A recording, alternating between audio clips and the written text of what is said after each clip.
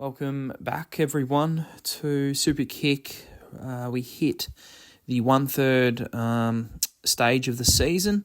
We're in round 8 now, and we're going to have a look at our first matchup between the 4 and 3 Sheep taking on the 3 and 4 Scorpions, who've dropped the last couple of games. This game here, I think, with the Sheep, they had a quieter game last week from Hawkins, and I expect him to bounce back this week and step up. Riley West has been suspended for a week, so he will miss, and they'll also lose Cody Waitman, out for several weeks. Mitch Lewis may be in the frame to come back and return this week, but they've got a lot of players in form, and Jake Waterman being one of them, and he's really on fire lately. And for the Scorpions, they've got quite a few injuries of their own. King, Switkowski and Tabata, I'm not sure if they return or not. Turner's been picked as a recruit this week, and Ginnivan kicked 0-4, so he really needs to kick straight if the Scorpions are going to have any chance. I think the Sheep are just going to be too strong here. Sheep by 50 points. We now look at the 3 and 4 Vital taking on the 5 and 2 Funky Balls, who are second on the ladder. Who would have thought that? Vital had a very narrow loss last week against the Goldfest. They looked pretty good for most of the game, but just got run over the top in the end there. Jack Higgins has been suspended for 3 weeks in a cruel blow to the club, and Pedler will be also missing for weeks with his injury. I expect Dougal Hagan to return, and also Harley Reid. They'll both return this week. But they really need more from Hitwood, as the coach has, suggested that he's extremely under pressure there for his spot in the side. So it'll be interesting to see if he holds that spot this week. For the Funky Balls, they've got a lot of players in form, including Josh Tracy, Charlie Dixon, who was extremely, ominous last week with his 4 goals. I expect him to pick up that form this week and kick another multiple, and McKay and Hogan as well, both, good enough for their multiples. And Maurice Rioli has been a bit of a surprise packet, kicking some goals lately. So, that's just another string to the bow for the Balls. And I think they just look a little bit more settled in this matchup here. I think the Balls will hold on for a 27-point win. We now turn our attention to the 3 and 5 Pirates, who've probably, I think, lost the last 3 or 4 games. They were second at one stage, and now they're second bottom, coming up against the 5 and 2 East Quiche, who are just really on fire, actually, at the moment. Have got a few players missing, but they're still, clocking up 100 points, most games. They've got Sam Darcy to thank for that, as well as Jeremy Cameron, who booted, I think, 5 goals last week. Hardwick, we don't know whether or not he'll be forward or back, but every time he goes forward, he kicks goals. So he's, another weapon there to the quiche, just whether or not he plays there enough. And also Isaac Heaney's been extremely dominant all year, and I expect him to do well again in the Sydney Derby. Bolter, he's close to returning, as well as McAdam. And for the Pirates, Tex was absolutely dominant last year when these teams met in the showdown. I think he can do it again. Langford, I think he's also, helped the Pirates remain competitive, although not winning. But Finlayson will return from suspension, which is a big inclusion for the club. And Powell Pepper, though, unfortunately has been ruled out for the season with his injury. Look, I just think that the Quiche will put the Pirates in another scramble this week, and will win this one pretty easily by 33 points.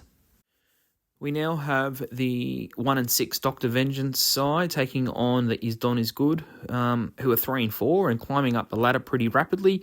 They've won 3 on the trot now and have coped extremely well without Oscar Allen, who's been injured for a little bit of a while now, but he'll be back in the next, maybe 6 weeks or so. So if they can get another, say, 3 wins in that period, they should be in that top 5 or 6. Look, Georgiades, he had a quieter game last week, but I think he will bounce back this week. Lohman is one to keep your eyes on. He's a very promising young forward, and I think, with increased accuracy, he will be, a player that Is Don Is Good can rely upon. Stringer, Rankin and Amadi also expected to fire. Both have been, all 3 of them, I should say, have been very positive picks. For the Vengeance, though, Libba will add some grunt back to this team, and Henry and Stengel, should be able to kick 4 or 5 goals again this week.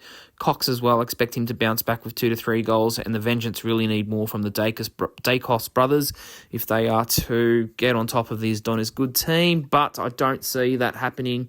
The Is Don Is Good team is just too high of confidence at the moment. They're really kicking goals, and we'll win this one by 39 points. We turn our attention to the final match of round 8, and that is the 3 and 4 Mangoes taking on the 5 and 3 Goldfest team. I still think that the Goldfest side has got some issues there. Have had a couple of close wins, could easily be 3 and 5. McDonald, though, has been one of the shining lights, and Bailey Banfield, who's been picked up recently, came to the party kicking 3 of his own goals. Eyes will be on Fogarty, who's overdue for a decent game. He's been quite poor lately, and Toby Green also returns from his suspension. For the Mangoes, though, they've got multiple goal scorers in Larkey and Keys. I think we'll keep this game pretty close. Harvey Thomas has also been a very good inclusion, and will Patrick Voss hold his spot? We're not sure, but Jai Miss will return, though, from his concussion, and it's Anthony Scott, someone to replace Waitman, who's on the long-term injury list. So maybe a couple of inclusions this week for the Mangoes, but I think this is going to be a really low-scoring slog at the Mango slide, and I think the Fest will just hold on for 7 points. We now turn our attention to the BH Cup this week, and we have the Rubber Gloves taking on the Scorching Stars, who actually have lost 3 games in a row in the league and were comfortably on top, but now are 5 and 3. The Scorching Stars, I think their confidence has lowered the past few weeks, and they've got players like Danaher, who was goalless last week, will need him to lift, and Elliott only kicking one of his own last week. So these type of players, as well as Mychek and Callum Brown, need to really kick goals, but they will see Coniglio return from injury, I suspect, this week. And for the Gloves, though, they've also got Hawkins, who was quiet last week, and Peter Wright. I think he can fire up against the Eagles. Josh Tracy, he's been in very good form of late, and Elijah Hollands, I expect him to perhaps kick multiple goals in this game, as the Pies' defence is a little bit wobbly at times. Look, this one here is a very close game, in my opinion. I do like the Gloves, actually, to upset the Stars, so I'm tipping them by 3 points. Now, let's have a look at who's best with the Fest at the completion of round 7, and we're going to start off at number 5. We do have a new player in the top 5 for the first time this season, and that's Ben King. I think he's been a little bit of a sleeping giant. He was very instrumental, actually, in the rise of his Donna's Good lately, and has been kicking multiples pretty consistently, so he hits the top 5 for the first time. At number 4, he's been dropping down the leaderboard. He's been at number 1 for quite a few weeks, but at number 4 this week is Jesse Hogan. Had a bit of a quieter week last week, wasn't involved as much, and I think the week before as well, he only had kicked maybe 1 or 2. So a couple of quieter weeks for Hogan, but he still is at number 4. At number 3, we have Jeremy Cameron, who kicked a bag of 5 goals last game against the Blues in a very, big game, and has been pretty consistent all year, so he makes it at 3. At number 2, we have Charlie Curnow, who's actually dropped down from number 1. Had another solid performance last week, kicking 3 goals, but not enough for him to have his number 1 spot, because number 1 is going to a guy who has kicked about 15 goals in his last 3 weeks and has been a massive player for the Flying Fortress team. And I think the other side that's got him, I can't remember off the top of my head, but it's the Fortress anyway. And that's Jake Waterman. He's been, who would have thought that a player from West Coast would be at number 1 at this time of the season. But Jake Waterman, hats off to you. You are an absolute beast of a player, playing in a very poor team. In saying that, though, the Eagles have lifted past couple of weeks, but Jake Waterman, you are number 1.